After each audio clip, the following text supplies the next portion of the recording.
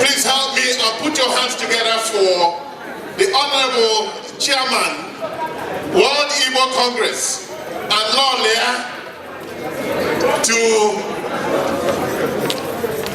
put your hands together for the Honorable Engineer.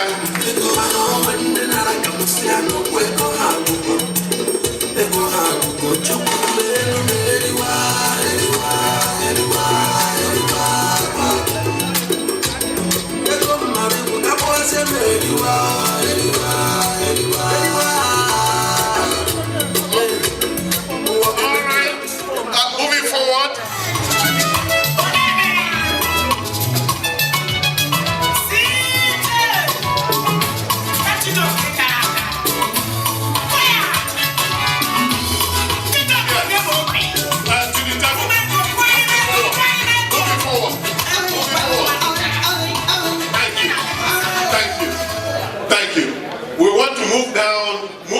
Fast enough in order to get to the sole aspect of this gathering here tonight.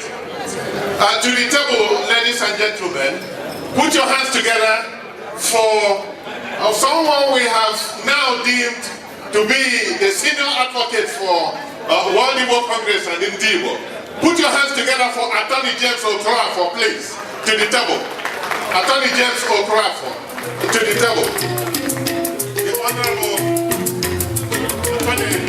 Yes. All right. To the table. Yes.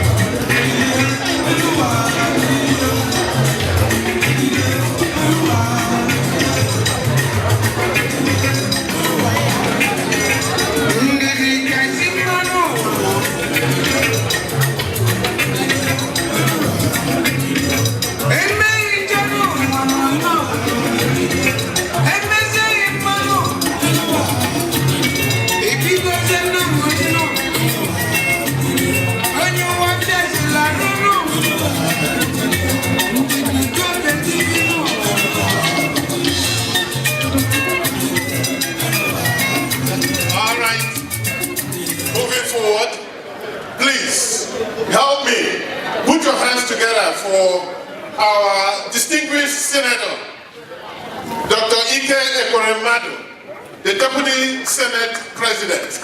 Put your hands together for our distinguished Senator. Okay, move from to the Deputy. Yes. Yes. This is our...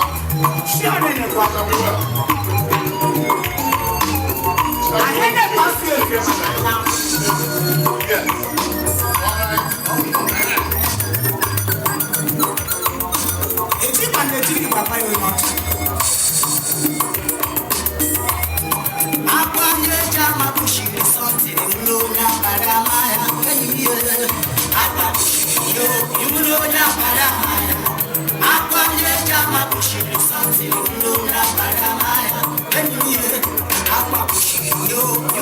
Thank you.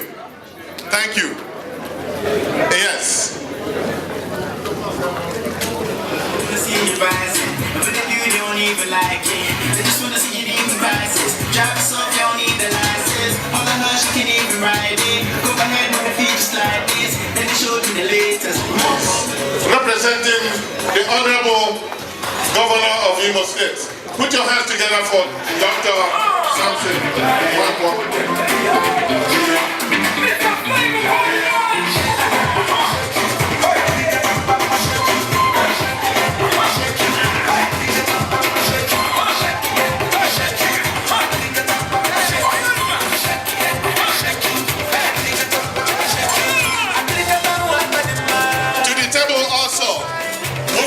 appointment immediately for Attorney Uzoma Oford, the legal advisor, the principal legal advisor, World Igbo Congress. Attorney Uzoma Oford.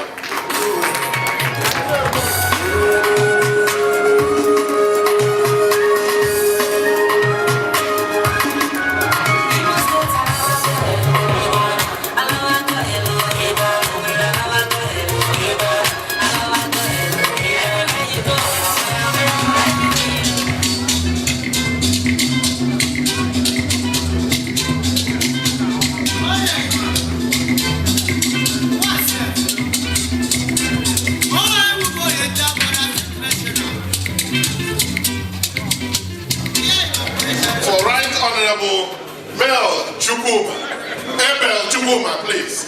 Put your hands together for Right Honorable Abel Chukuma, former Speaker, Enugu State House of Assembly. Thank you. Thank you. Thank you. Yes. I just want to say thank you. In the same light, also put your hands together as we acknowledge Dr. and Mrs. Kelechi Abonkutu. I think they are running late. We'll have them as soon as possible.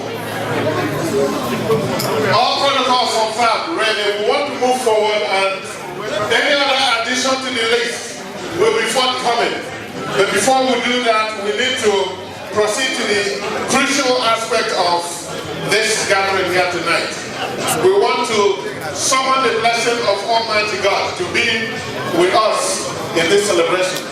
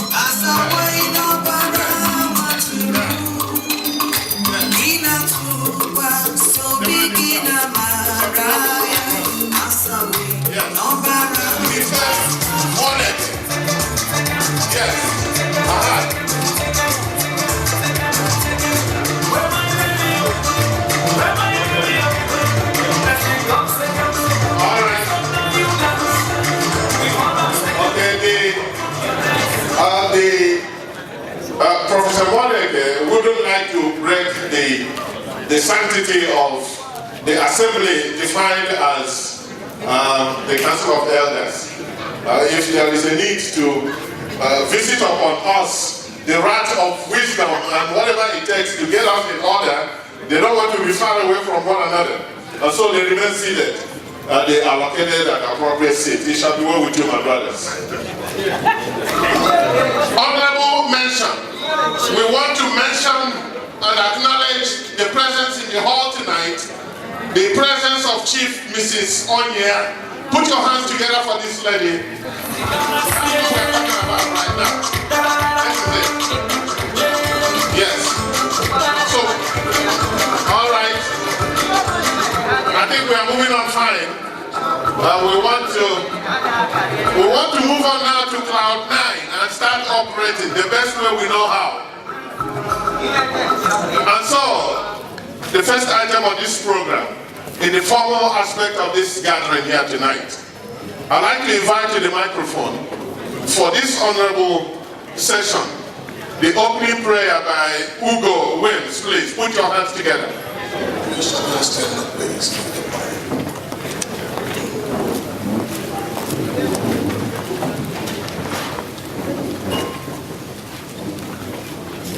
Oh Lord, my God, when in awesome wonder,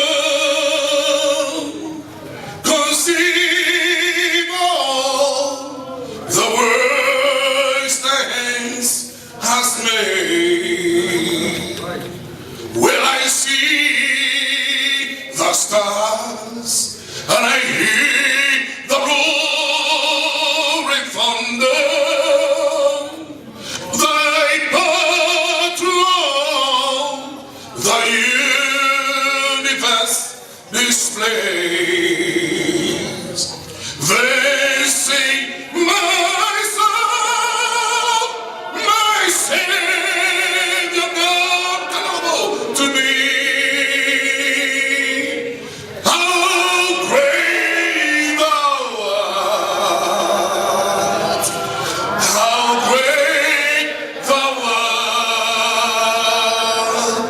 Then sing my soul, my Savior God, to thee. How great thou art! How great thou art! Are you not a God that standeth in the congregation of the mighty and you judge among their gods? You are the God that stretcheth the earth like a curtain. You ride in the heavenlies with the name Jah. No man can put tongues and briars on the way when you're going to battle. You will march upon it and take your victory. You are the God that created the Igbos and you caused us to be people of destinies. Today we have come to gather in the manner of bringing back the beauty and the glory of the Igbo land or the Igbo nation. Father, we declare that this program today, that the beauty of God shall be restored upon Igbo land by the virtue of this program. In the mighty name of Jesus Christ. Amen. I prophesy that this group will not reduce their splendor, that they will not fizzle out, they will not be confused out of their plans. But Lord, I shall cause the destiny of this program to overcome every circumstance. In the mighty name of Jesus Christ. Amen. We arrest every unclean spirit that operates against plans and purposes and the dream of this organization. We arrest it and we command that the glory of God will overshadow everyone here. We declare this meeting open and we ask that our fellowship today shall be with the Father, Son, and the Holy Ghost and with one another. We consecrate what we'll eat and drink here and everything that will happen here today, that the beauty of God shall be upon it and the wisdom of God shall take preeminence in all our doings today. Thank you, Father, because you've answered me. In Jesus' name, and everybody say amen. Amen. That's what. Put your hands together for this honorable. This is a choreographed, very well choreographed prayer. You have been saved, really. All of you. The next item on the program moving forward is the national anthem. The Honorable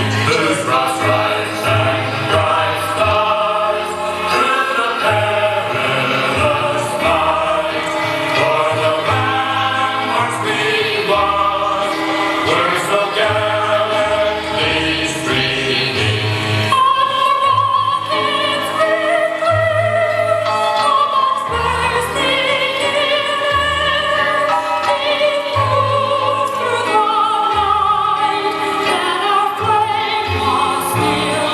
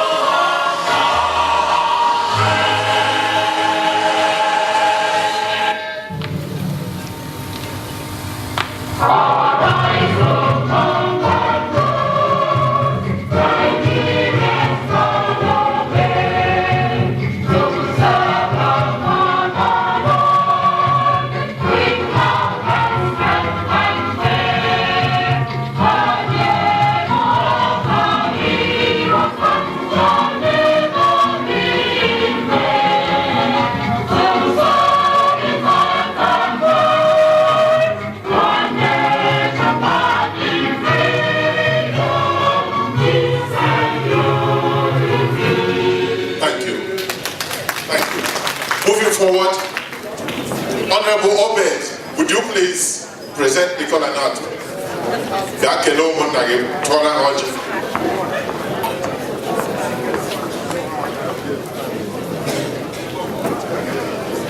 Yes, there's your group. Who bought your time? Who bought your mom? Goes up rich. And Digo, no Digo, no Bibo. Came up and I Tagaraga. I ain't being more. Because here I will come to the Dodge and come up and the journey kilo. I'm not going to do also, and I'm not going to do. Let's go get you right here. Never Digo, who will die on the Baruba. Square and Moropolos. I'm just trying to find out and the new logic that was operating. 2 million logic, over very much to come to line and so world and the World Congress. I want the professionals in the and 13 years old.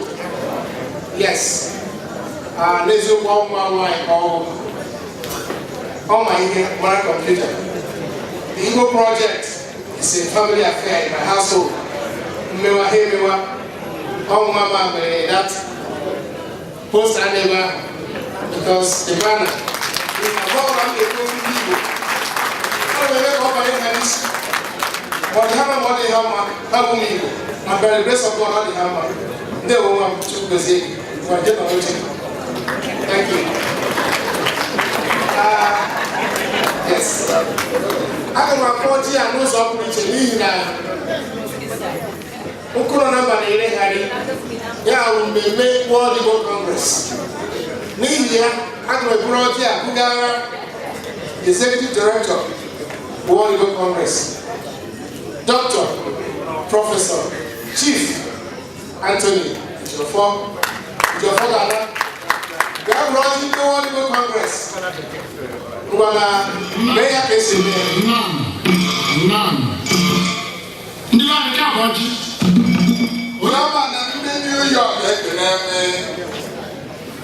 before the government got on come to back a good man, Eban, people. Yes. I need a Jacob, land and bread, America. When reports I need to, I do not do believe when I'm not going to police if I'm a police.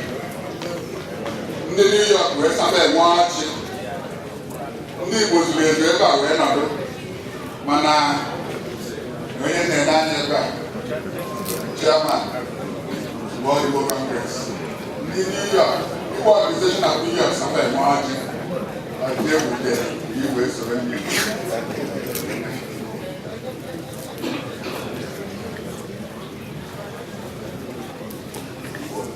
Ejiofor Dada. Igbo kwenu.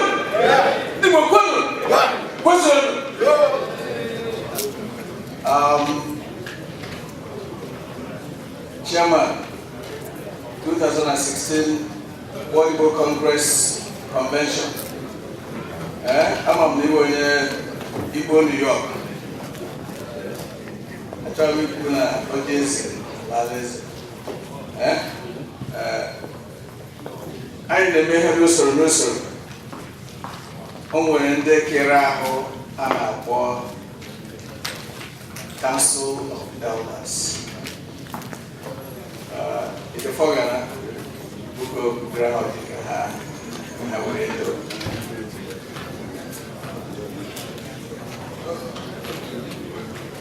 onye a na-ebunye ọjị a ka o wee mee ife dị na ya bụ chairman nke anyị fụrụ anya, chairman of the Council of Elders World Igbo Congress, Professor Nick Mwaneke. Ka o dozie ọjị a ka anyị esi dozie Professor Mwaneke. Ozu akpụ ndụ anyị ka na-abịa.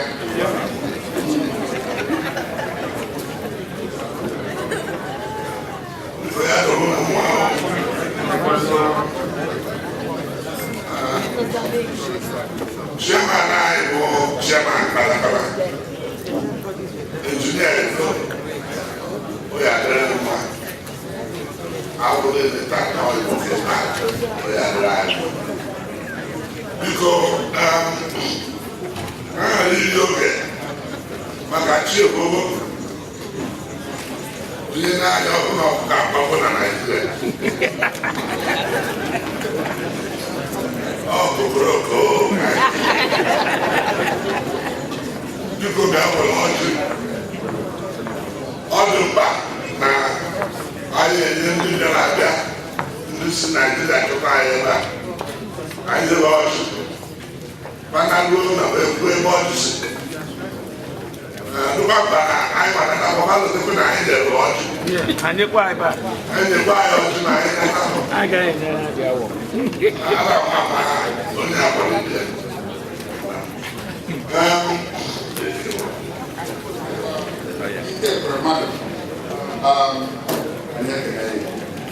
Chairman, convention, the chairman of the Convention of World Book Congress.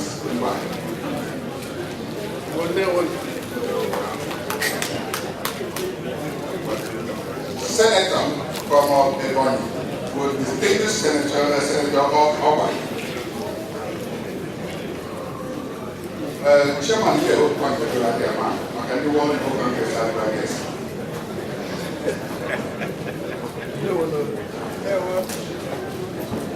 Dr. Sample Mampo, I am your sister go away Bella in the cake.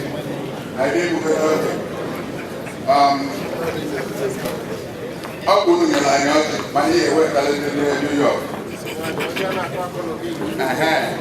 How good is it? Speaker, sir.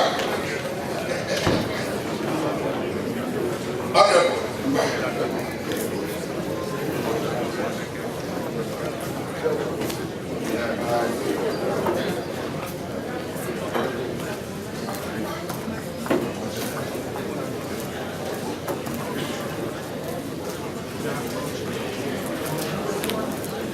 Bikono, ama na ndị abịa n'ebe a. N'afọ ndị abịa, onye ewepụ.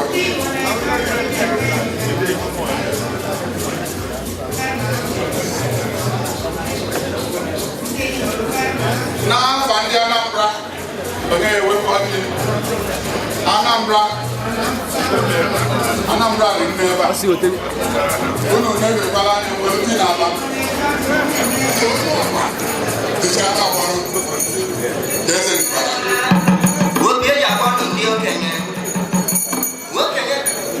Igwe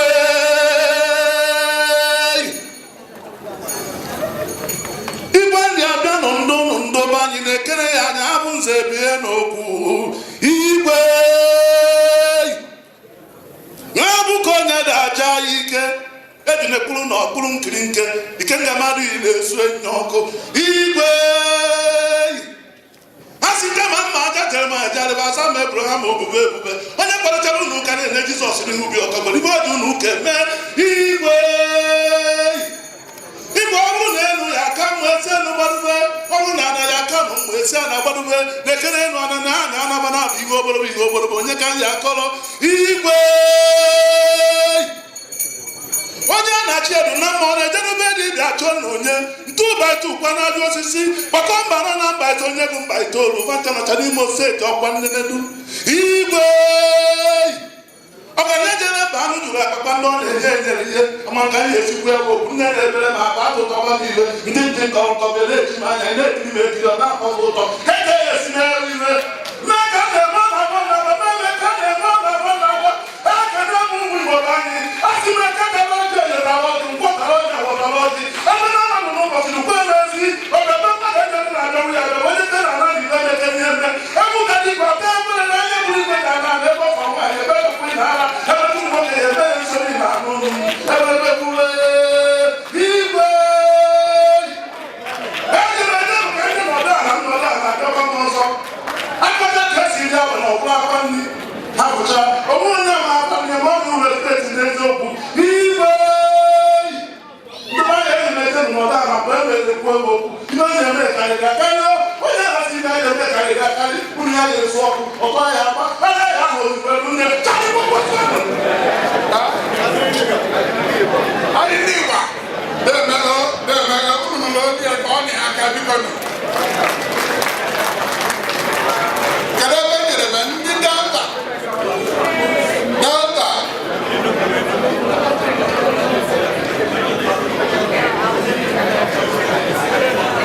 Ndị Rivers. Ebe niile ndị Igbo bi. Ndị Rivers. Igbo. Enugu State. Enugu State.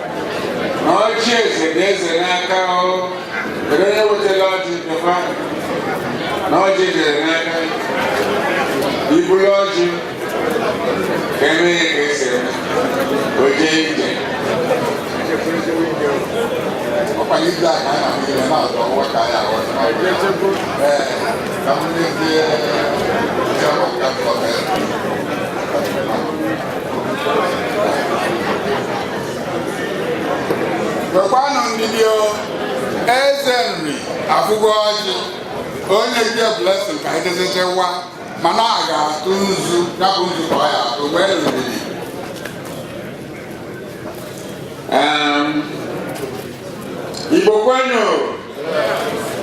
Igbo kwenụ ọrụ nzu ka anyị dị n'aka, nzu anyị ji ekele Chukwu, nzu anyị ji agba ndụ na ndị Igbo etu o si wee dị.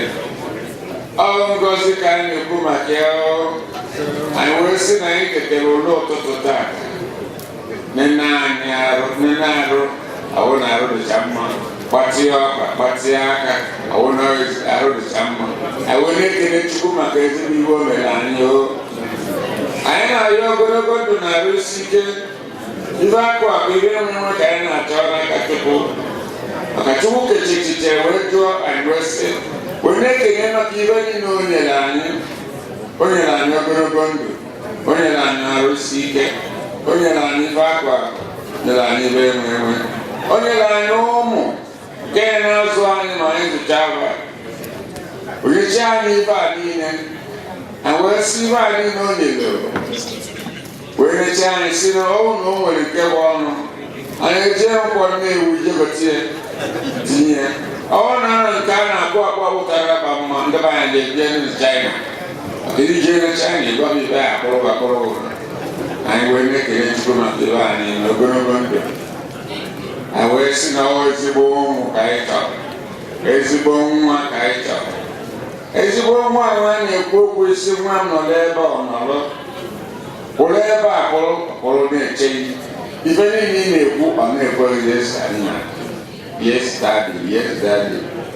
Onye ajọ nwa na-enyere anyị, ajọ nwa na-amụ ọkụ n'ụlọ, ọ na-eme ihe ihe na-asị anyị mere.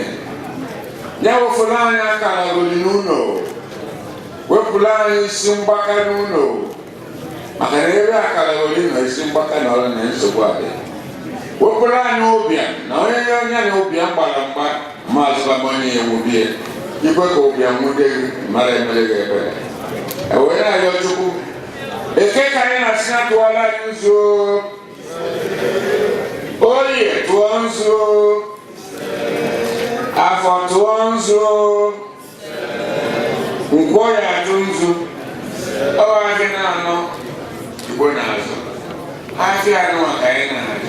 Anyị chọrọ ibe ọbụla anyị chọrọ ijego Igbo niile na-efe afịa na-azụ, na-efe afịa nwa na na-azụ.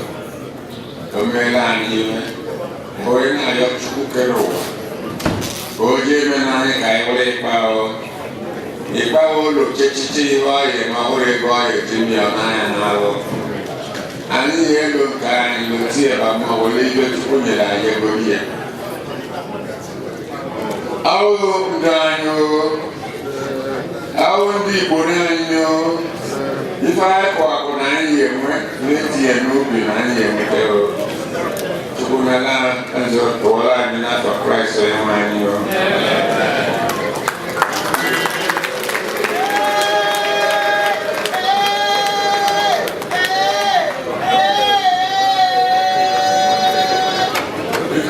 I know what it is.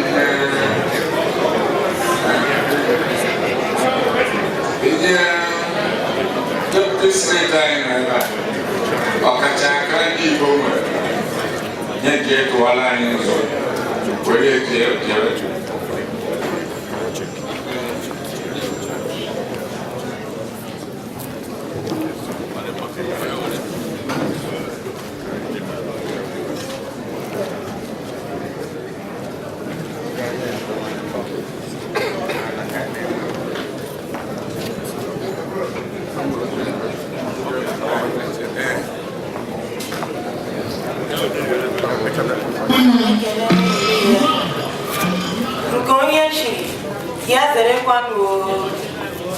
Agameji Oyera, Kelonye Bu Ideji Olo, Onye Isi na Chikolata Otua Bu World Igbo Congress, Engineer Nze Joe Eto, Mane Kelekwa ndị niile so ya arụ ya bụ ọrụ.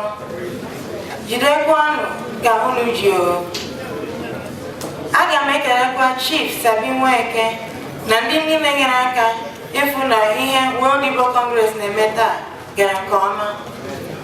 Ọ ga-adịrị unu niile mma o. N'otu aka ahụ ka m na-ekele His Royal Highness Dr.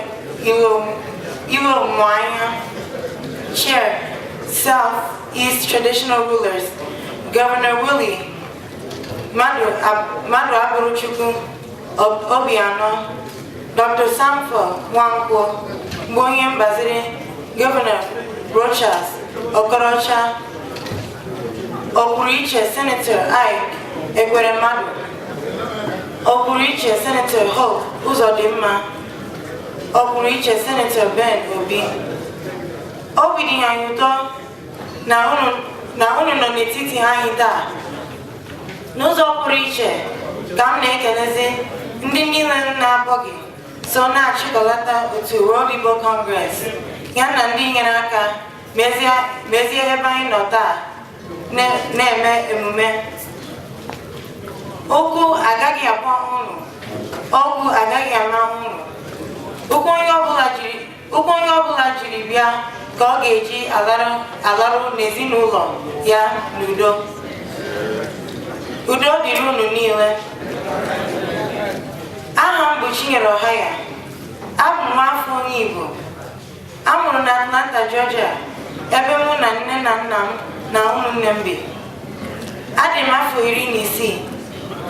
Anọ m na klaasị nke 11 n'ụlọ akwụkwọ sekọndịrị na Sandy Creek High School, Fayetteville, Georgia.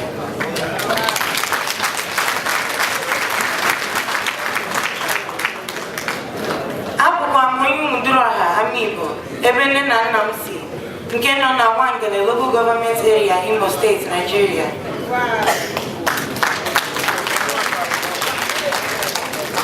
Dịka unu ma, awọ anaghị agba ọsọ ehihie n'efu.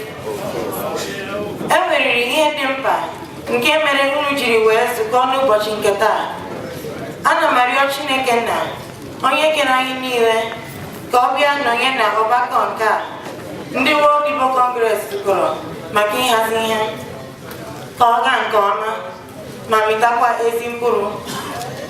Obi dị m ụtọ ịnọ n'etiti unu taa. Ejikwa m n'aka na ụmụafọ ndị Igbo niile, ma ndị nọ ebe a ma ndị nọ ebe dị iche iche, na anyị niile na-ahụkwa ihe unu na-eme ka anyị nwee ike isoro nzọmụkwụ unu. N'ihi na ọ na-abụ nne egwu na-ata abara, nwa ya na-ele ya anya n'ọnụ.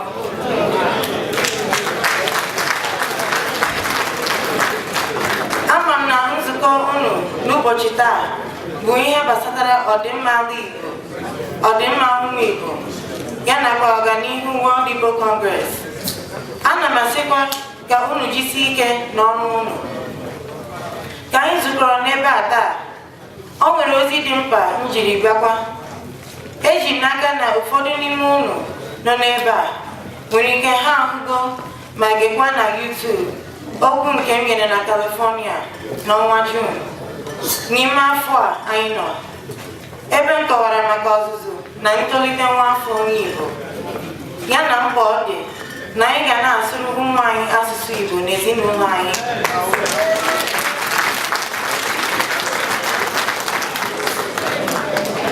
N'agbanyeghị ebe anyị bi, ozi nke bụkwa otu ihe ahụ. N'okwu nke a, aga m apụtakwa aka n'ihe ụfọdụ kwuru na mbụ maka ndị na-anụbeghị ya.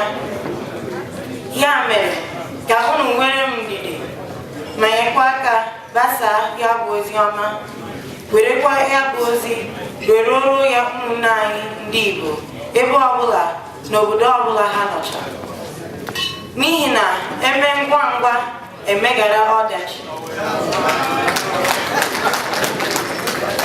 Kamgbe ihe dịka afọ abụọ m bidoro na-enye okwu n'asụsụ Igbo, na-ekwukwa mkpa ọ dị ụmụ Igbo iji asụsụ Igbo na-akparịta ụka ya na ndị nne na nna ịdị na-asụrụ ụmụ ha asụsụ Igbo n'ezinụlọ. O nyere m obi ụtọ ịhụ na ọtụtụ ndị Igbo bi ebe dị iche iche ebidola ịkụziri ụmụ ha asụsụ Igbo. Oge m nyechara okwu n'ọgbakọ ndị ọrụ Regional Atlanta nakwa Kansas City, Missouri Ama Igbo Convention maka asụsụ Igbo anyị, ndị ọrụ Regional tinyekwara ka a na-akụziri ụmụ ha asụsụ Igbo oge ha na-enwe ọgbakọ n'ọnwa niile. Otu Focus Children Organization bụ nke nne m bidoro wee na-akụziri ụmụ agbọghọbịa na okorobịa egwu atilọgụ, ịbadike na egwu ndị Igbo dị iche iche, igbu ọja na etu esi akụ ịba. Tinyekwaziri ịkụziri ụmụaka Igbo asụsụ Igbo na-anaghị ego ka asụsụ Igbo nwee ike ịdịgide. Nke a gosiri na nchekwube dị iwelite asụsụ Igbo anyị. Biko nụ ka anyị ghara ịda mba. Ihe m ji na-eti mkpu na-etisi ya ike bụ na agụọ nọ n'akịrịka. Ọ bụrụ na ịbụ ndị Igbo ejisighị ike, asụsụ Igbo anyị ga-efulahi anyị. Ọ bụrụ na anyị egbochighị ya bụ mmiri mgbe ọ ka nọ n'ibere okwu, ọ ga-arakwa ahụ ma oru anyị na-apịrị. Dịka m si ghọta, ọtụtụ ihe ejiri mara ndị Igbo na-achọzi ịfụ na ụmụ Igbo. Asụsụ Igbo na-achọzi ịnwụ n'ihi na ọtụtụ ndị Igbo na-asụzi sọ oyibo ma leghara asụsụ Igbo anya. Imirikiti ndị Igbo amazighị etu esi asụ asụsụ Igbo. Ọ ga-adị mma ka anyị lere ụlọ anya ofuma ka anyị mata ebe ya bụ mmiri siri na-abarụ.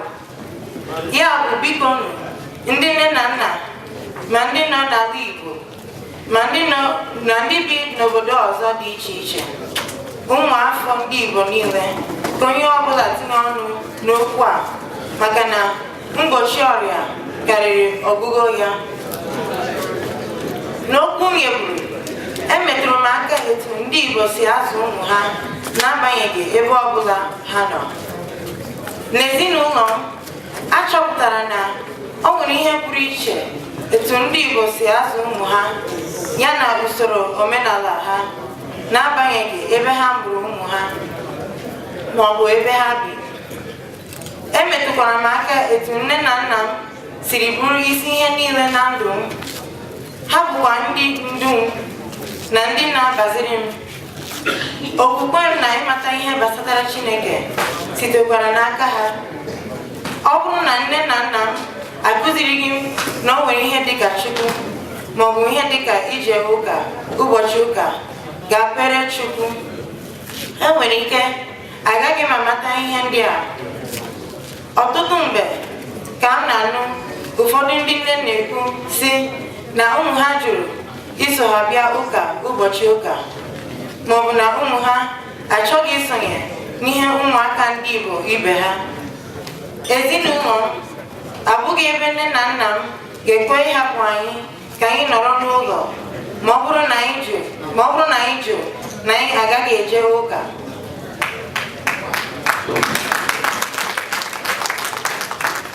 Ụbọchị ụka bụ ụbọchị pụrụ iche n'ezinụlọ m. A anyị na-ejikwa ụbọchị ụka atụgharịkwa uche n'ihe ezinụlọ. Ihe ndị a na-enye m obi ụtọ maka na o nweghị ihe dịka nne na nna iwepụta ohere kọwara ụmụ ha ihe ụfọdụ, ọ kachasị ihe gbasara Chukwu n'ebe ha si, ka anyị nwee ike iwere ya na-aga n'ihu. Ebe a mụrụ m bụ na Atlanta, Georgia. Ebe ahụ ka nne na nna m na-azụkwa mụ na ụmụnne m ndị ọzọ, mana ọ nabighị nne na nna m ịzụ anyị dịka ụmụafọ ndị Igbo. Ha bidoro n'oge na-abaziri mụ na ụmụnne m nọgidekwa anyị n'ihe ndị nke anyị na-eme. O nwere omume m ga-eme mgbe ụfọdụ ihe nne na nna m gasị mbụ na mụ agaghị ahapụ etu anyị si ebi n'ezinụlọ anyị, chọzi ibi ka ndị ọzọ si ebi n'ụlọ nke ha.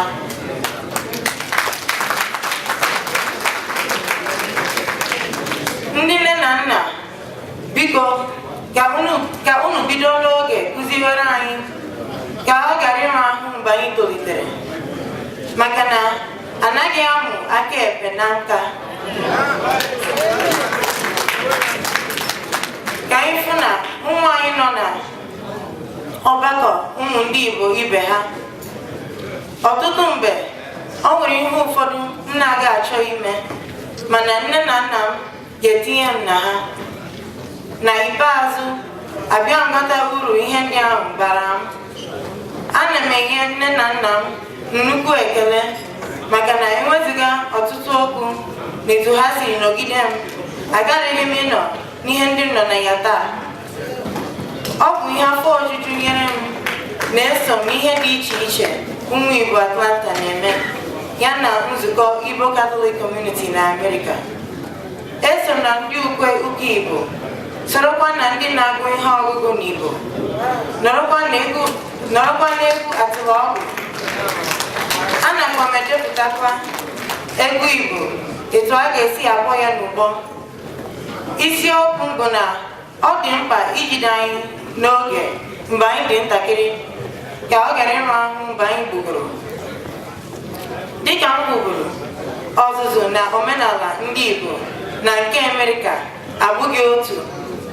Nwata mee ihe ọjọọ maọbụ nnupụrụ onye nkụzi isi n'ụlọ akwụkwọ Amerịka, ịkpọ ihe maọbụ basiere ya mba ike, ọ nwere ike itinye gị na nsogbu. Ọ dịghị etu a n'ala Igbo ya na ezinụlọ ndị Igbo ụfọdụ bi na Amerịka.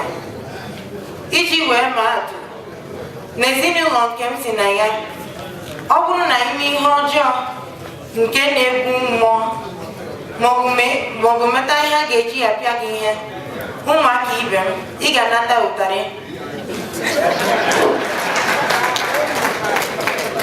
Ha ga-asịkwa gị ma ị chọrọ ịkpọ ndị uwe ojii ka ha nyere gị aka. Etu a ka ọ dịkwa n'ọtụtụ ezinụlọ ndị Igbo. Na nghọta nke m, ihe ndị a abụghị iji megbuo anyị, mana ọ bụ ụzọ ha si abaziri anyị ka anyị nwee ike ịbara onwe anyị uru.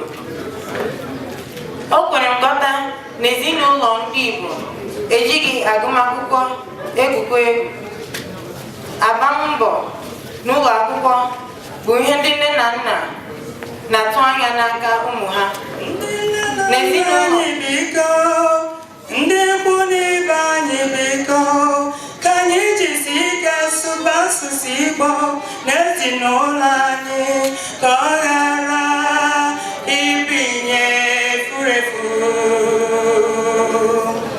Ka anyị jisi ike sụba asụsụ Igbo n'ezinụlọ anyị ka ọ ghara ibinye efurefu. Ka anyị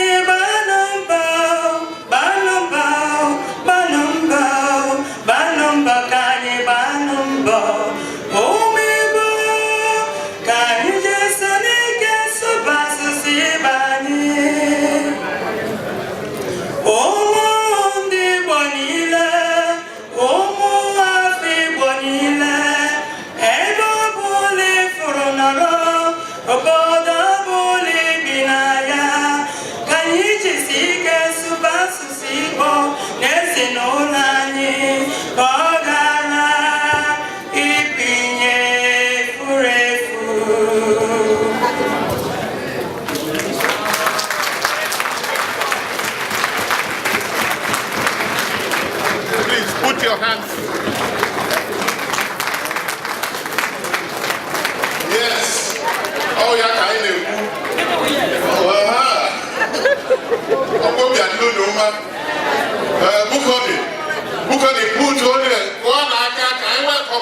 table,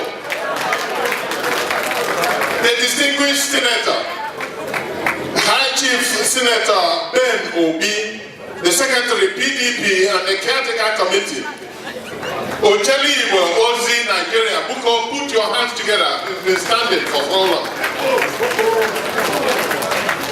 Okay, acknowledge his presence, really. He made his way to the table. And so, a gentleman by nature. Also to the table, put your hands together for Chief John Agule Akunne Abuko, Koala Niaka Koga na table.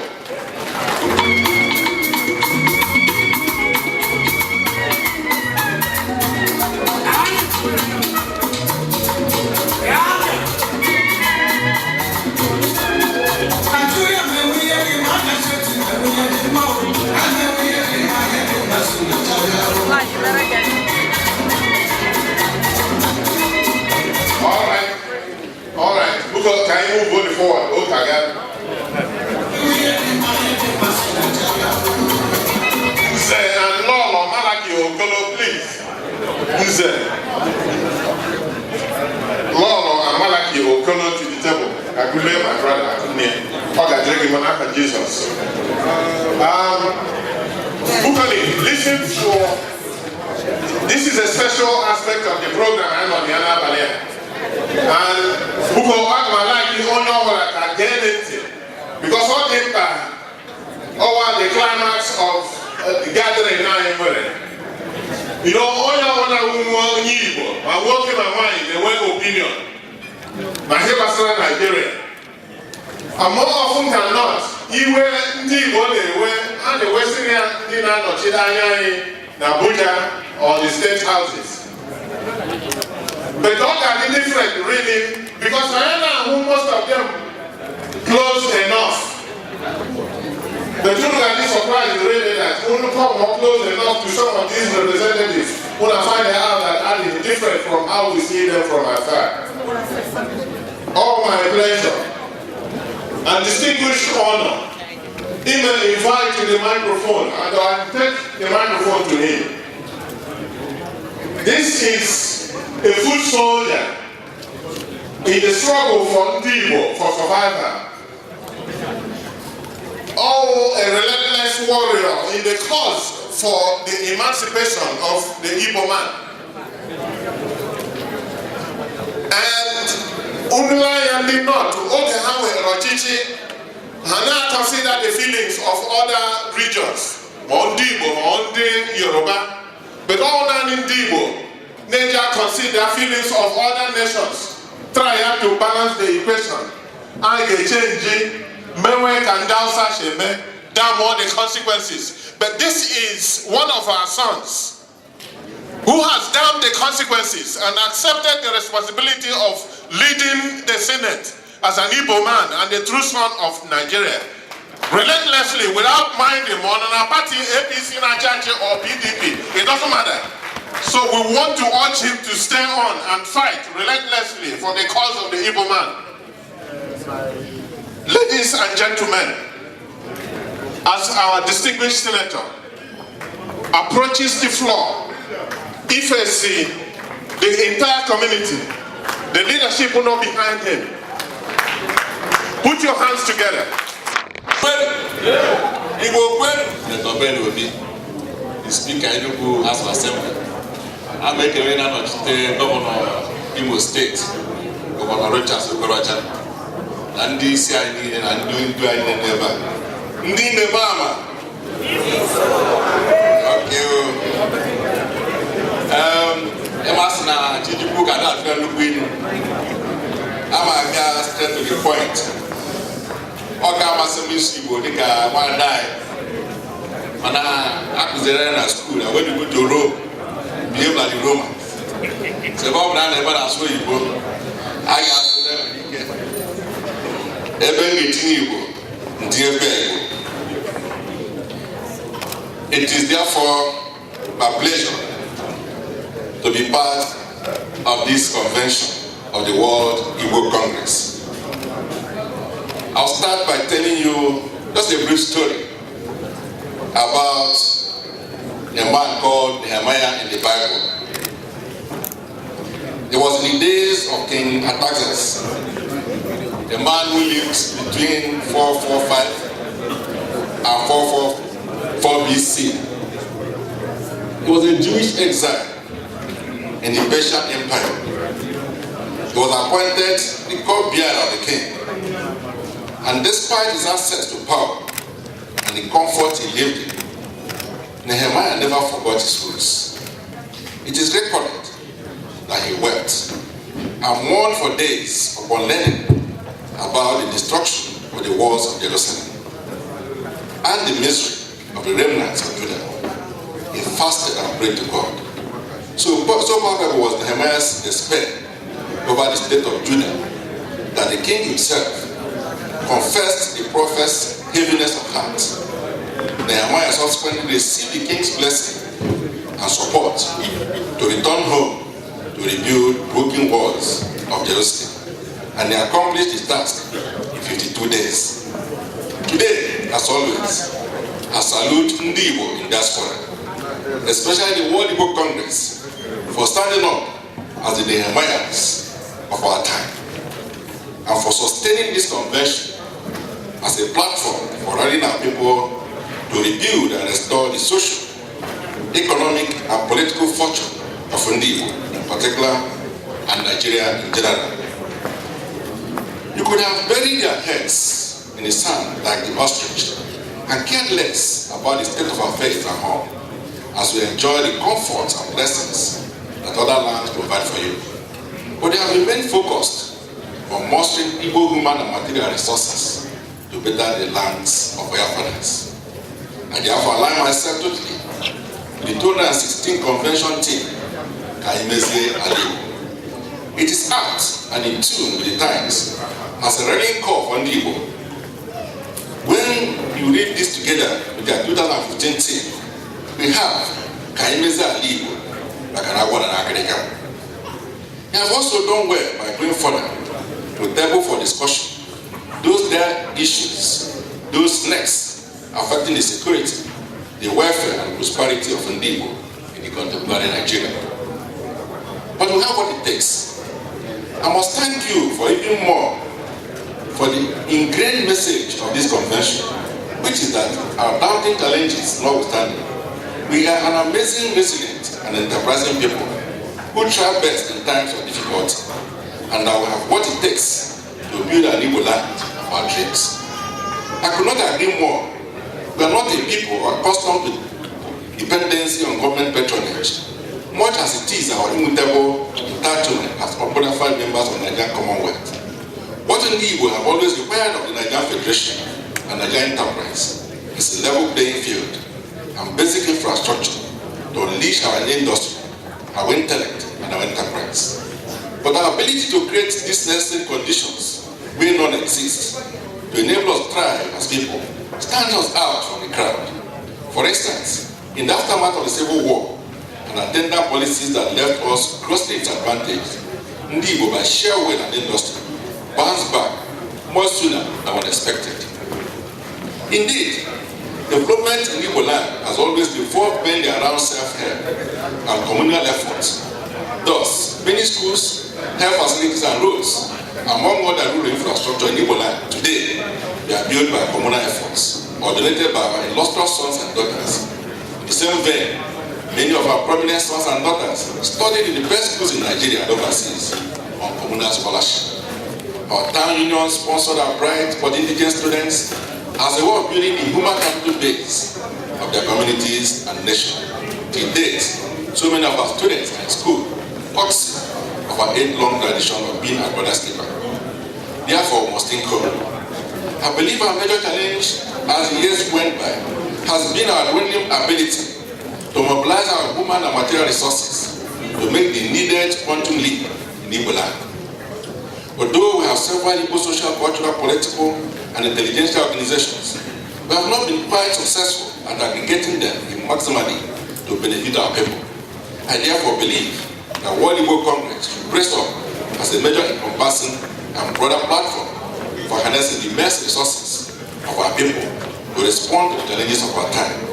Certainly, who convention in foreign land has served its purpose, but it's time to take the convention and indeed the World Igbo Congress a notch higher to make the World Igbo Congress truly world. You should consider moving the World Igbo Congress convention to Nigeria.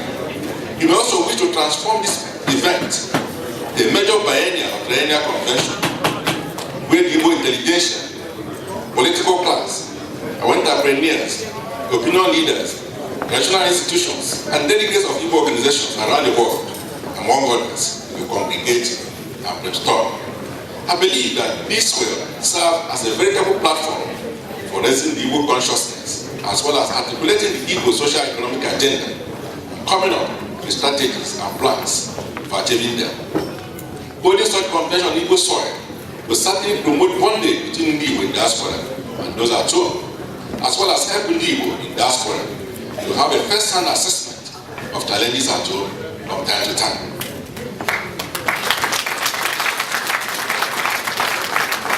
There's also the need to set up a World Igbo Congress Secretariat at home to serve not just as an administrative platform, but also as a bridge between the Igbo at home and their brethren in diaspora.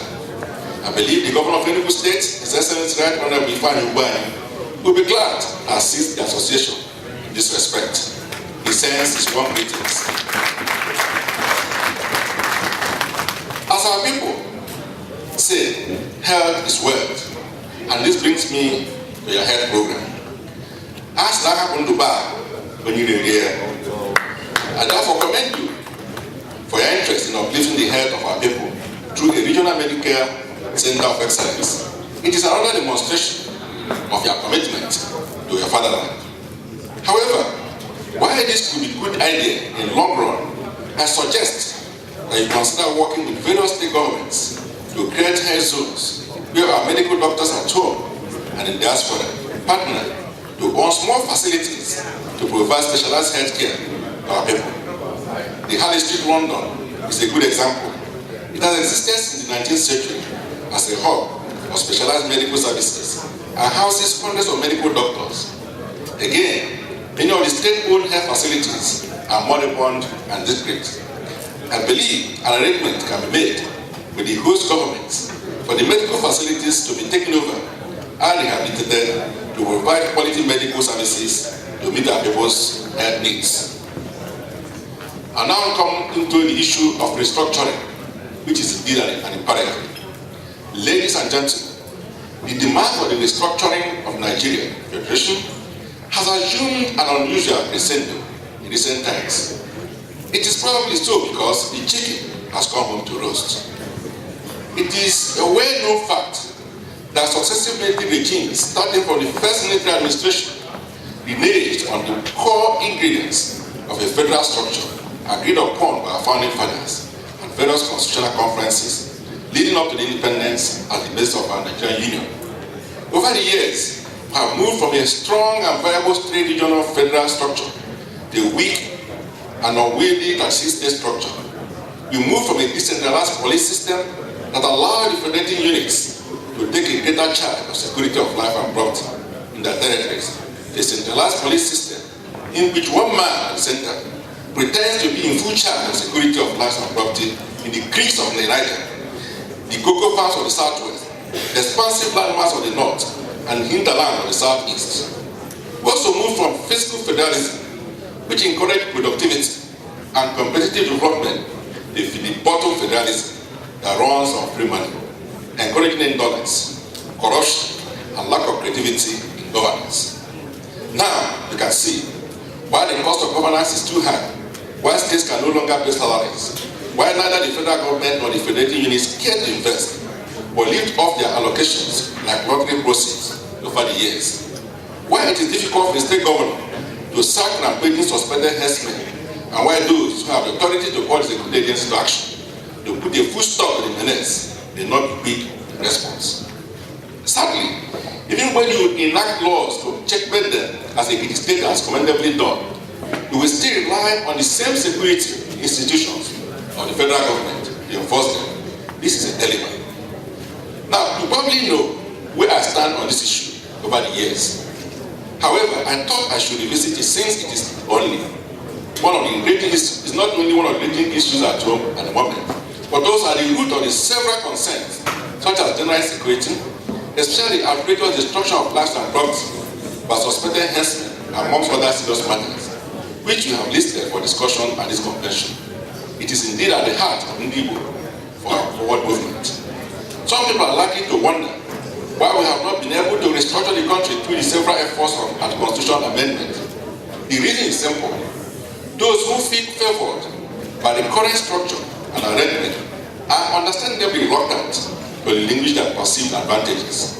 Besides, we would agree that some aspects of the surgery, such as compressing the 6-state structure into a 6 regional or state structures, which I have advocated for Nigeria, needs, in order to bounce back, could be far-reaching. It can only be achieved through a far-reaching consensus building, wherein every part of the country must be willing to sacrifice narrow group interests for larger goals. I therefore invite Ndibo to join more vigorously in advocacy and consensus building with restructured Nigeria. We need to pass the message across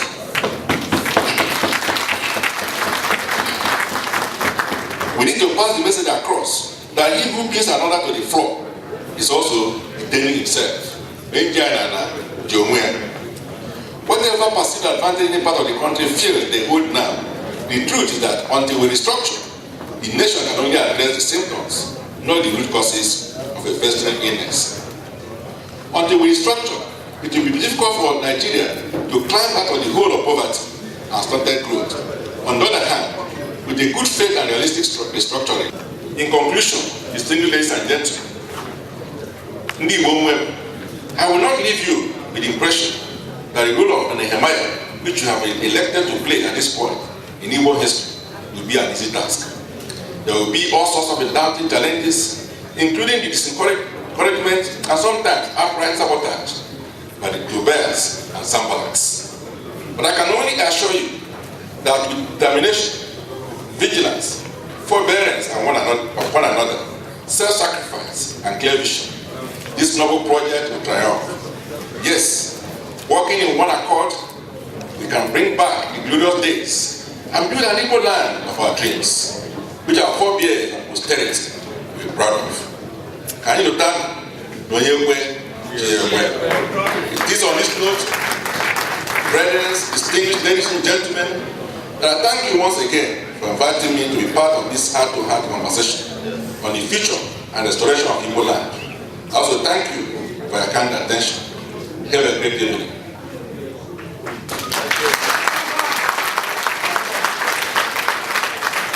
Please put your hands together for our distinguished senator, the third in command, a foot soldier in the emancipation of the Igbo man. It shall be well with you, His Excellency. Yes. Excellency. His Excellency. Yes. Yes. Yes. Yes. Yes. Congratulations. Yes. Walika bezo lebe kino. Walika.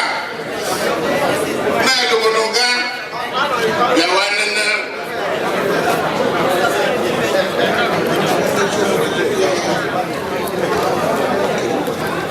Aririmba from Detroit.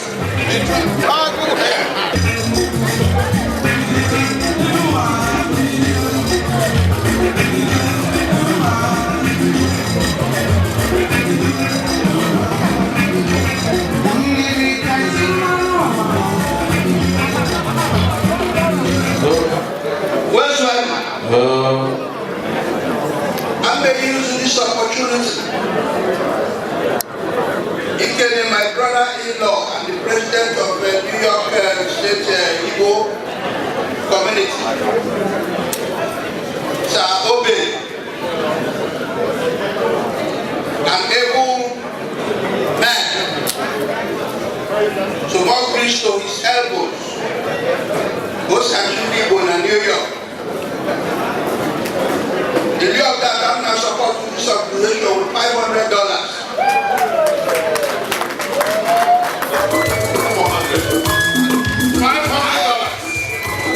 your hands together.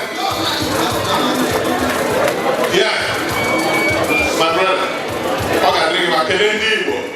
Put all those you sing over for that. Or when any Okaji with a microphone, and I'm a microphone, hello me.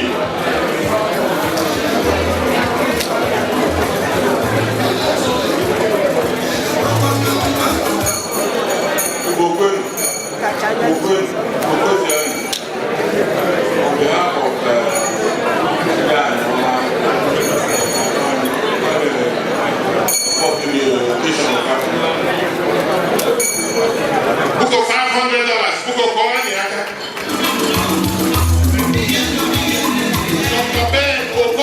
$500. Put your hands together. At least who do that? Company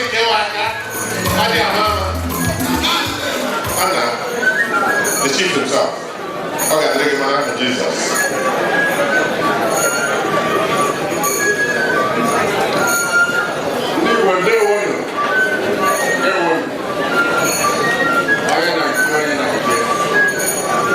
Our distinguished guests, like a moon.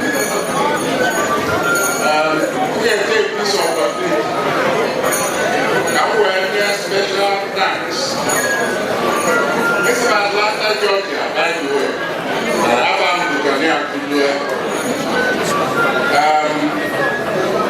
I don't carry for water.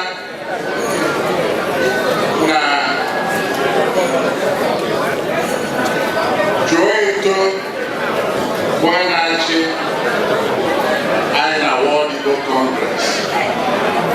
One we have great respect for. Makagini, Magana, Amagomia for many years. Look at it over some people. Sidi Okunobi, right from the time we from all corners for so many years now. Okaki did that flag in Igbo. And that only gave more great courage. Now for a man like that,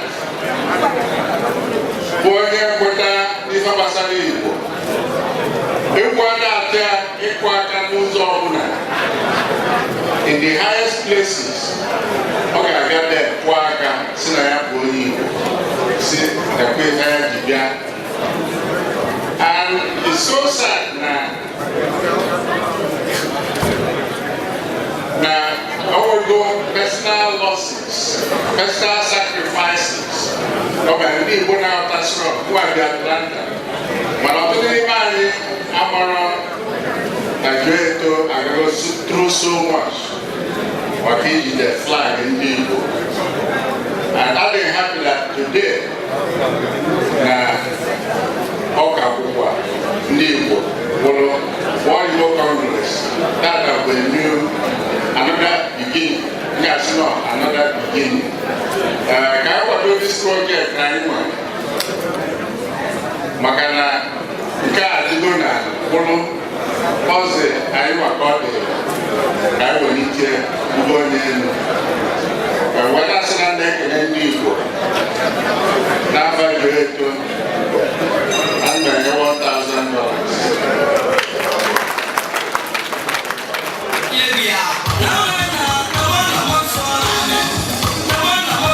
$1,000 from the chief himself. Chief Akumea, Jesus. Okay?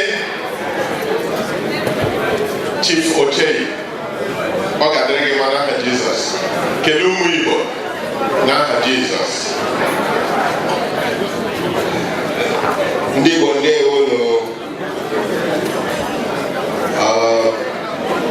this evening is a special one.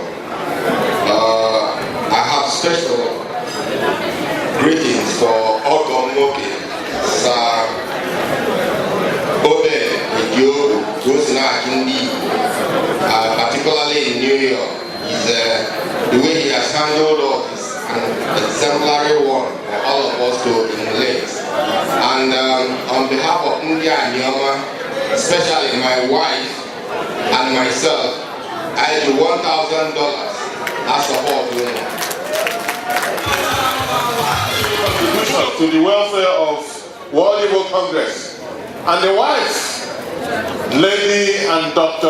Agatha Anosike, the Secretary General, and this young man, Chief Ima Anosike, was the first financial secretary, or at least within that hierarchy, Osabola in the capacity as the financial secretary. So he's been making contributions. Even last night, only $250 to Buhefre. Mark where I say I skip the microphone, here refusal. That is the highest sense of dedication. We want to applaud him and the family for the selfless services. Put your hands together for people dedicated to the cause for the salvation of the evil man and weak. But my brother, really, that's all. I don't want you to do any more than you want to do for yourself. Igbo Mamado, Igbo Kweni, Igbo Kweni. Dika Oto MCC Wempo. I want to go the chairman of board of directors here, but I can hear my wife telephone so that I never more.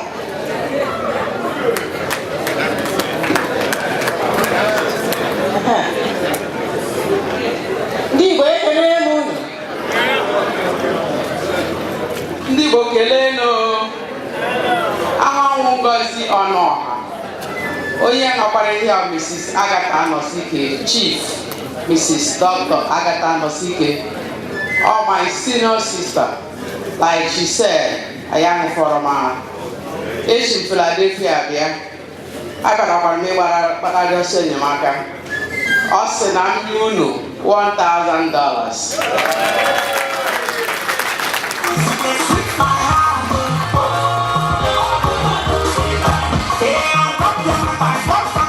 Yes. $1,000. In addition, over and above. This is what is called over and above. The highest sense of dedication. But that of really in order to earn part of the glory. These are my cousins. These are called my cousins. I want you to recognize that. I don't lose any sight of the relationship tonight. Yes. And not decide just the actual announcement, but we want to announce Akude Duru, $500. Buko, put your hands together for Mrs. Akude Duru, $500. Also, yes. Buko, I am open for business right now because only a lot of people know on the floor. This is not the exclusive preserve of those men at table. They didn't serve them any extra food. They're not drinking any extra beer or extra wine. The difference was at the center of gravity of the rotation right now. And so for that purpose, raise your hand. If you are moved by the Spirit to commit to the service for which we have assembled here tonight, show your hand and I will come running to you. It shall be well with you. Yes, the Honorable, the Council of Elder, the mathematician himself. When I add, too much. Thank you. Igbo kwenu, mwanu, zwanu. Because even the most, but I Burosi anaba chokandi Igbo, even in the battle. Kelenya moto, but I never say that. I will get that 200,000. I'm a mathematician, unfortunately. I never 200,000. It will go another year. My idea Chicago, they will be the same people I had before. But I close in a day, when I am at the table, I will get also kind of. I am also. These are our baby, the Council of Elders, all servants, guys. So I made a video with $200. Plus, I made a video put on that 3 months. Buy the video that I go 8. Every month, all I go to my computer is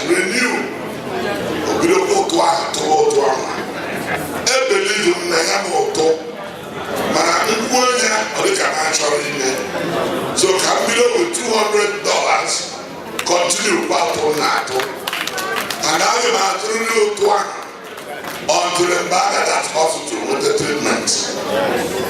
I'm my young members of the Council of Elders. Oh, the car microphone there.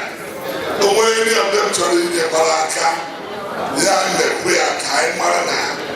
We are always in support of our WIC. Is our baby. Okay. All right. Coordinating the ACA. Bugoli.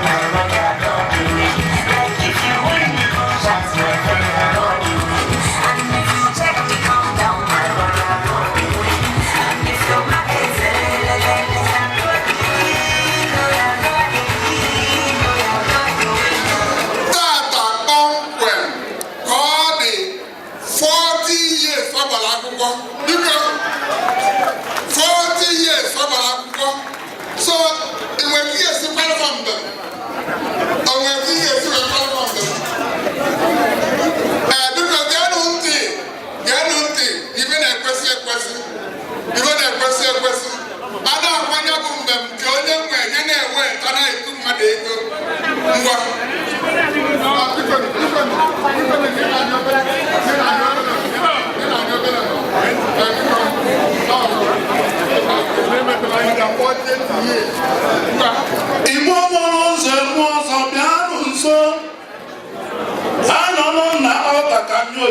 nsọ olili nsọ ọma na-enye bụ gịnị prọfesọ Nick ekwuribe mmụọ na-eke ụzọ akpọ ndụ ụzọ na-akpọ ndụ n'eziokwu na-ekele ya anya na-ekele n'ọrụ ya anya tata ka ọ mere 40 years virgin ndị na nwunye ọ na-akpụrụ n'ụlọ na-eme ya bụ ife ọfọ ka m na-atụrụ ndụ nka nka ịmụtara nwoke ịmụtara nwaanyị n'eziokwu ife ụtọ si elu ị ga-amụmụ nwoke 6 nwaanyị 7 akụrụgwa mgbanwe Igbo na ama ekene Igbo niile eke n'ọnụ ekene ekelere nwaanyị ojee n'ukwu egwu chie ọ na-aka mma eji ama mbụ ezi ikpe na klaasị a na-apasị ka were zụta ogosi ibi ihe ọkwa nnenedu okpuọja bụ na ọja ka kwụsị okwu ike ọkọmanne ozu na-asụ ozu ọrụ ugbu a na-akwado osipaka bụ anụ na-atọ ite a na-ebu ọ na-edo ofu maka onye ji akụ ifu efe mgbe iri na-ekwe ya were ọsọ were alụje bịa nso dọkịta ekene nga ihe eje n'igwe ụkwụ ya gọwụ ya bụ eze ndị awụsa na mana eme ahụ ibe nugo oyi igbo bụrụ ụzọ m ọzọ na ma bịa n'ọzọ kansi Lagos abịanụ o nwere nwaanyị eti na plen ya bịa ọmụgwọ n'obodo oyibo nwaanyị ya na-agakọ ọfụtara n'ụzọ ọjọọ ka ebe wee ebe a ọ dụkọtara ya wajuju ọfịaba arụ ewere ọgwụ a na-akpọ dezapapụ n'ihe weenụ mmanya na-akpọ 5 alive nye nwaanyị n'eziokwu nwaanyị nụọ nụ n'aka ụla mgbe ha bọdụrụ plenu na Ikeja plenu megata nabata na Jamaica nna agbago nwaanyị mepe anya ya punuko onye ọcha na-abịa sụra njem ekele ndị ọkwụkwọ onye ọzọ ka ọ na-abịa kpanjekebrel ekele ndị nke aka ka a na-ekwu okwu onye ọzọ na-abịa ọsọ ebe ka Jizọs nọ ka ya bie ya ọma na ya dị ndụ jewere n'igwe ekele m anya sambo gị na nka na-ekwu ya bụ okwu ọka ọ na-adịrị m onye dibịa gwara ọgwụ ka mmara mara a sị dibịa na-agwọ nta agwọ nkoji agwa na-elu otu ụtarị nwetara n'okwu nne m na mafụtara m okwu nwere ụtarịkwa nụ na mụ na ọgwa nọ n'aba ndị na nwere ụtarịkwa ụmụ ihe obi dobe mmebe m nwere tụ na mụrụ n'obodo mmadụ ete mmadụ mba eji ebe ogbe bụ ma be n'ochu agwa nne m na-eje ahụdo na nka nsị ya nneke n'ime ọya egotere m ọsụ m nwee ndiri na ebe ya egote m ga-edo obe aka nwaanyị nkịta na-abịa nụ n'aba were ụlọ ebe ọkụkọ nwere n'aka lekọta bụrụ ebe ọkụkọ nkịta ya na-ebe ire eme nwere ụlọ ebe ọkụkọ nwere n'afọ ebe ọ ga mmakọta mbe kpụ nnọọ ụlọ ebe ọkụkọ atụọ m n'ahụ eji ebe okwu egwu letanụsa mbụ ka m na-ebere onwe n'ibe chike nwa ogbe ọsara ajọ mma ha na dịka nwụ na mba ndị ọcha aka ndị agba onye mara akọrọ onye na nwaanyị etie mmọnwụ chere nwoke mmụọ nwaanyị mmụọ ahụ na-echa ọka ọ na-adịrị m nne ka m na-eme ọ na-awa nnaba nne ka m na-eme ọ na-awa nnaba lekere m anya ka m na-agbadoro onwe m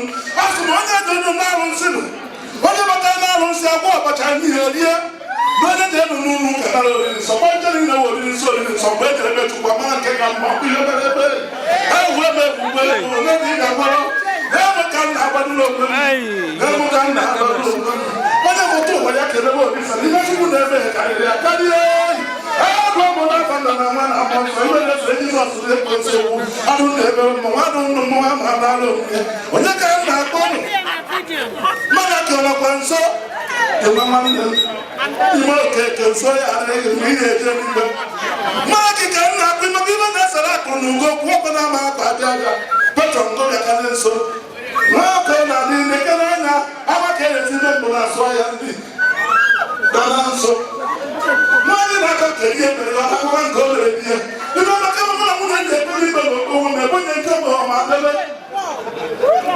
ibe maka mụ na nwunye ndị atụwa ego na ọtụkara mmezuo m nke o mere maka nwoke ọnwụ na nwaanyị na-ene nri ọ na-akpa na ndị Igbo ana m atụ na asị ibe mma ana na-eme uche nwoke na onwe ya ọ bụrụ na ịlụọ nwaanyị ịkpata ego ibe na-akpa ga-eche gị n'ezi imebere mmadụ ihe ya kwụ ugwe mmadụ mebere ga-asị na-eru anya jezi ogbugbe ego ya ga-enye m ugo eje m anawa ọkụkọ enyere m onye ndu chikechi na nju oji anwụ na aka mgbe eji akpụ isi akpụ ọhụrụ ọnụ ekele anyị ibe a na-ekwu ekwu ahụ ọgba egwu ugbo ego cha igbo mkpetu ọnụ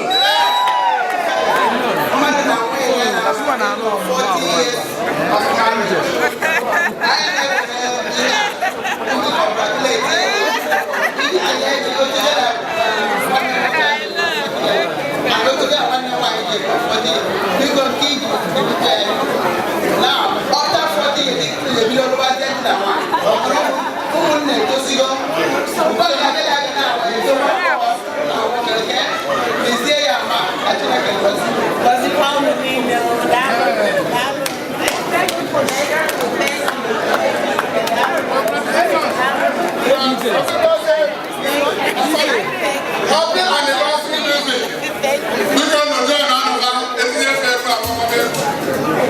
Dakwasiri World Igbo Congress. The Vice Chairman of World Igbo Congress, Dr. Ken Igwe, lost the wife to cancer August 2nd, exactly 1 month ago. You didn't see Ken here because on a road you one year. And only one Ken. Mothers, only I would like bacon, not just for her family, but for Ndigo, that was cut, her life was cut short. At this point, Buko, Unubilioto, can you observe 1 minute of silence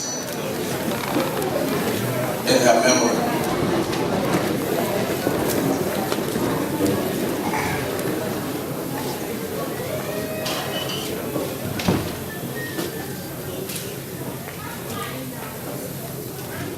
May Dr. Mrs. Gloria Igwe rest in perfect peace.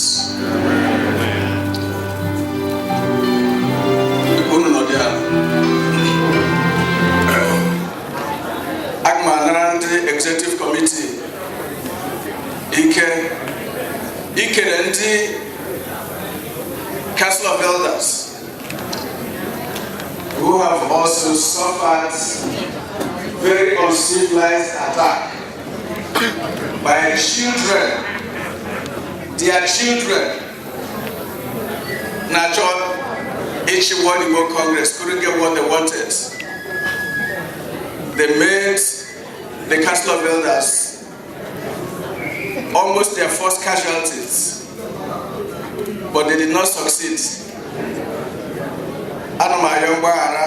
For those people among us who strayed away. Upon I say that one that today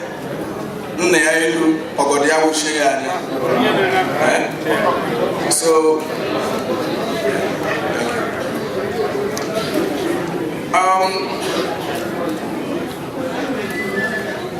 World Igbo Congress were Board of Directors, Youngway House of Delegates, and I work hand in hand. Akane war akeba kwakane. Onye represent World Igbo Congress actively for a period of 3 years. Both Chief Sam Ude, Samude Onia. Is he still here?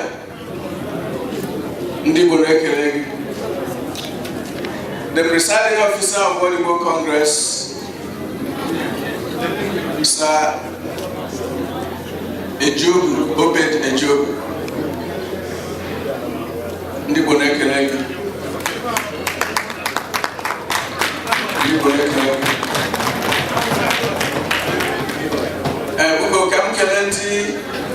Planning Committee, both local and national. Noro Aroha, the chairman of that committee, Chief Sabinweke, has already extended warm appreciation to the Hadias Sororo. Him the man will account that appreciation now and then. So I make a very beautiful, extremely beautiful convention.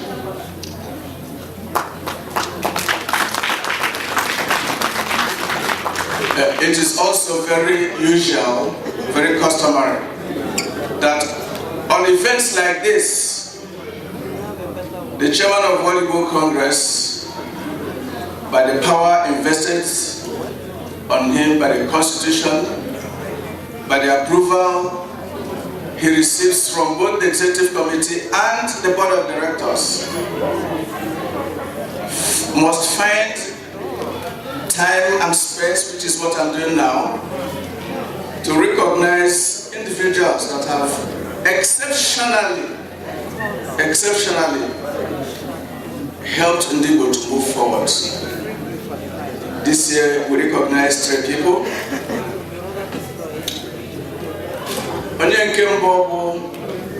One woman who was the chairperson for Women and Family Affairs Committee, Mrs. Chi Ezekwechi. For a period of 4 years, she worked both her heart and butt out for Ndigbo. Unfortunately, Ndigbo Amuhakeshi Egosi appreciation. I don't even say thank you. Of course, World Igbo Congress will sit the United Nations through the Council, Economic and Social Council. Mrs. Ezekwechi went constantly to the United Nations, carrying with her World Igbo Congress to make an impact for Ndigbo at the international level, making sure that every clause associated in the 1995 criteria ever established for advancement of women and children,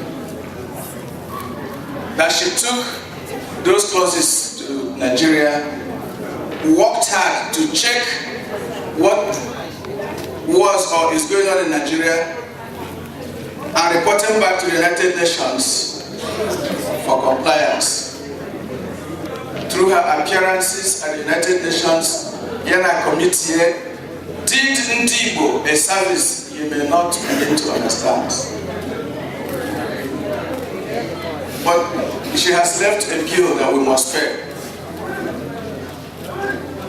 She took World Igbo Congress to Berlin in 2013. We said, go ahead, do it for us.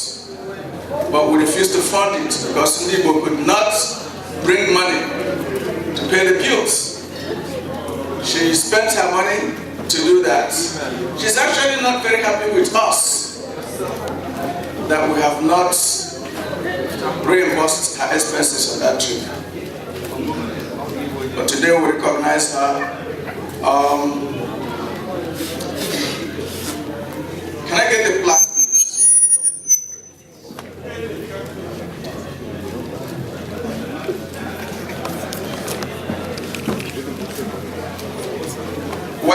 While the plaques is coming,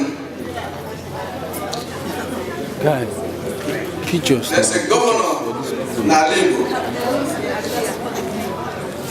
who we record Ndigbo na Niyoko Nobi, Igbo unity na Niyoko Nobi very much. Onyawo, the governor, the former governor of Anambra State, Governor P2B. We have seen politicians, Igbo politicians, we've seen governors, but this one distinguished himself in humility of service, love for Ndigbo, to have integrity in their personal lives and as a group. Governor P2B, anytime one of Ndigbo, whether it is Anambra State, Igbo, ethnic group, have a problem, he will do whatever he can sure that that resolves this conflict. Yesterday, we gave him a plaque in appreciation of the service he rendered at the state level and the struggle he has made to make sure that Antigua be united. But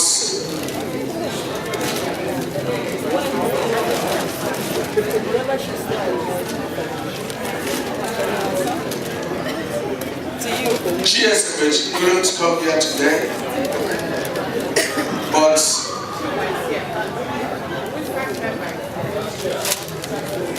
when did she get here? Okay, so come here. Mrs.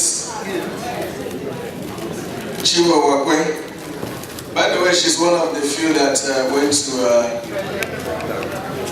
Can't take this picture, my guy. Can't take this picture at all. Shake. Okay, we're ready this plaque near your chairperson for all the work, for distinguishing herself in service to Antigua. Thank you. Thank you.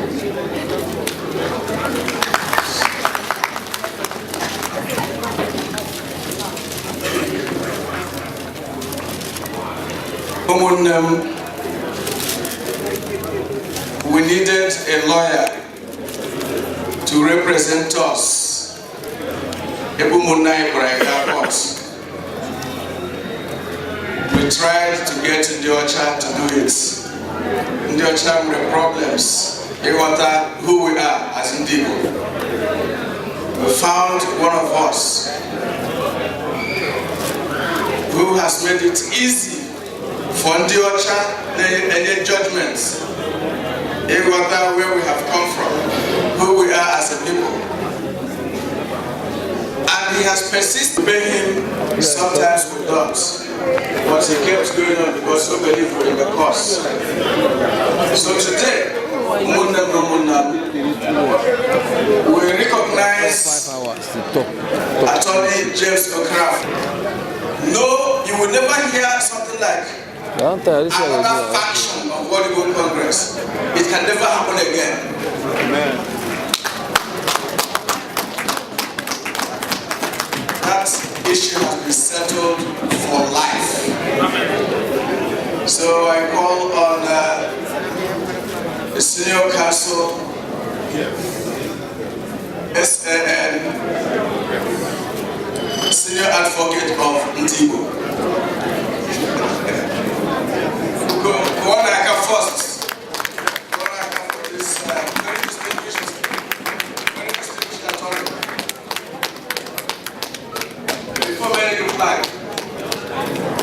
You were not in court. If you sat in that courtroom, you will see that Ndigo, they lose something in their heads. The details of the lecture he provided the court on the rule of law, on trademark issues, I didn't believe that one of us wanted the capacity and knowledge to deliver this lecture, because that's what I saw. He was lecturing the court.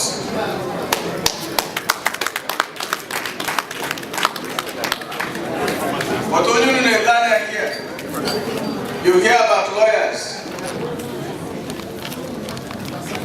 Well, this man is a politician, first of all. He's been running for Senate. I am hoping that one day soon he will make it. But you know how he started? The man is a pharmacist. That man go give and say we can pay. Go He's a for pharmacist. Idiots. And then he turned around and went to do law. In the beginning, so that he can defend himself against malpractice. Where's your car microphone, Paul? That is my guess. But we have a very wonderful attorney. That's why I like white people. If you ever need a lawyer So, the World Igbo Congress Executive Council congratulates Attorney James Okafor for record excellence in court trial that permanently enjoined Igbo distractors from abuse of weak trademark.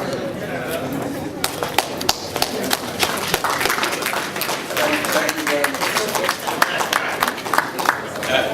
I'd like to thank the chairman, where is Sir Festus, the ED, Dr. CY, Dr. Jeff, and everybody. It was a very difficult case.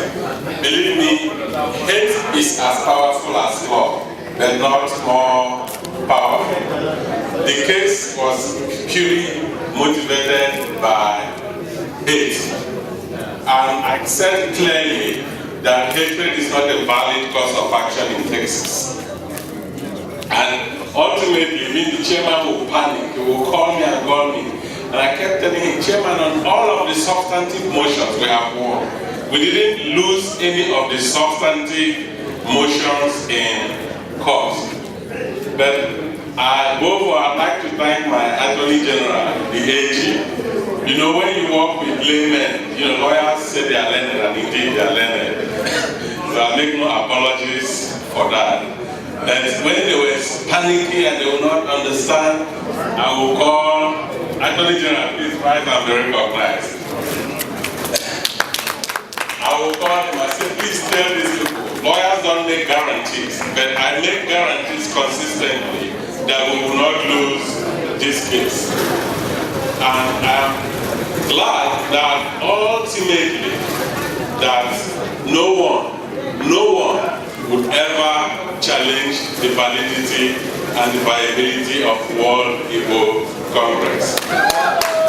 Thank you very much for it, and I hope that the progress that has been made, the tenacity of the chairman's administration, that it will permeate across the country, and that people will really rise up and support WIC, because WIC is deserving of our support. Thank you very much, and we look forward to a vibrant, progressive WIC that will fulfill the goals for which it was created. Thank you very much. May it be well with you. Thank you. Thank you very much. Thank you. Okay. And I've devoted my time to fight it. And we thank God from 2008, beat them in 2012. From 2012, we beat them in 2016. But because I want to work, Igbo must not, shall not, and will not continue to be divided. We continue this vision, we cannot make an end. And they will keep radical laws in Nigeria. To that extent, you live here, go and tell your folks that the World Igbo Congress is together. The World Igbo Congress has come together for dealing with issues of Igbo, because I as a give home give first. Because this division of 10 is ended. We have a permanent injunction. When you see that where Jody challenging the permanent injunction, but let's not worry about that. Can we work all together? I want to work. The Senate President was here and he left.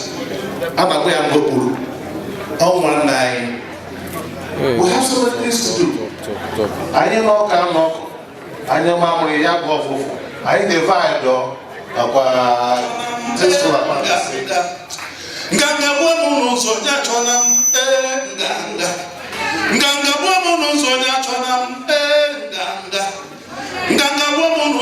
chọrọ m nganga na-ekwe kpachi ụzọ na-agbalụ ọsọ kwe ka nnukwu mmanwụ jere fụ n'isi ọkụkọ oke mkpu ji mebi ife ọkụkọ kwa nkwa na abụ mmanwụ agbawa okoro izu ọdụ n'ife na ana m ajụ mmiri ruru eru sozo one ibu m n'ọkụ ibu mgbe anya gbalụ ụzọ ọdịnala na-ekwu mkpọrọkụ gbachi ụzọ ga akpọna ya ugbo nganga ya dịba ekedu n'uji ga amaghị na aka ọdịnala ọjadị iwe mmanwụ iwe nganga ya dịba iwe mmanwụ iwe nganga ya dịba ana m atụ ka emome ka ọfọ nna m nwa m n'ama dibịa na-agwọ nta agwọ nke dibịa ije agbọdụla ya na enyi ozu ebili ji ije ndị izu ọgụ ọkwe kaba n'ala mgbu egbue ebili egbula egbu mmei nwoke egbula ebili mmei iwe mmanwụ iwe ọdịnala ọjana dụrụ iwe mmanwụ iwe omenala ọjana na-ekpe n'ekpe iwe omenala ọjana dụrụ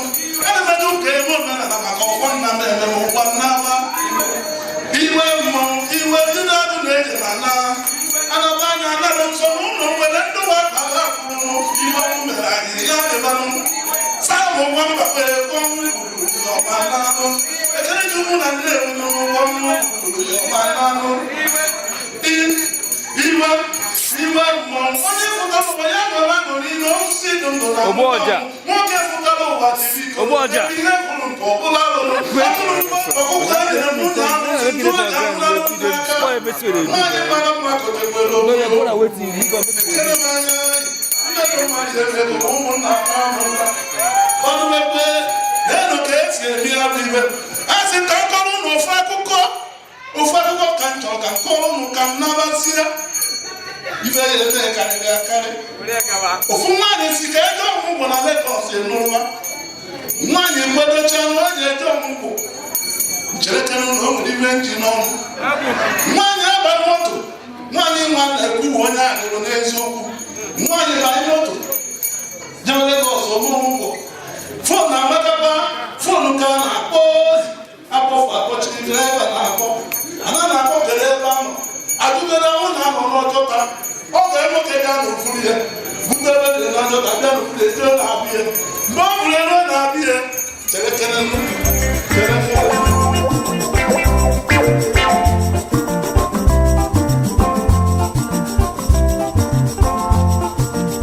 onye na-eche onye ma na-echi ebuka nụ echi dizi ime n'ọkpọrọ nwa na zụnụ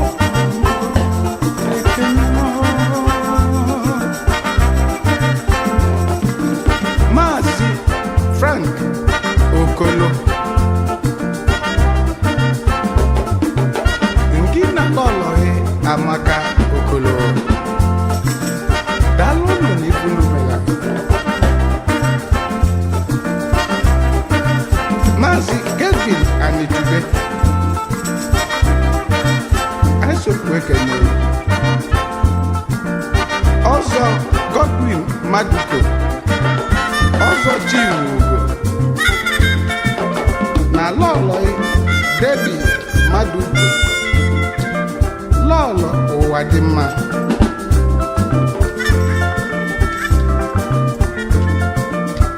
Humphrey Obi ezi ọgọ mmadụ akwa akwụrụ nke izizi na amaọbịa na ada Francisca nọ n'elu Obi asampete nwanyị ọma obele nwa bịa nụọ ezi nwa ji ukwu n'ifenu onye ọma dịjanụ onye ọcha mere joji bili DCC Charles Adimora Wagner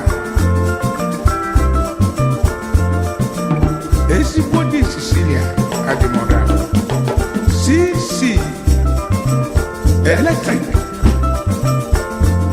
ọkụ oyibo nekezie na obele nwanụ si Ọnịcha ugwu ọmị ọkagbue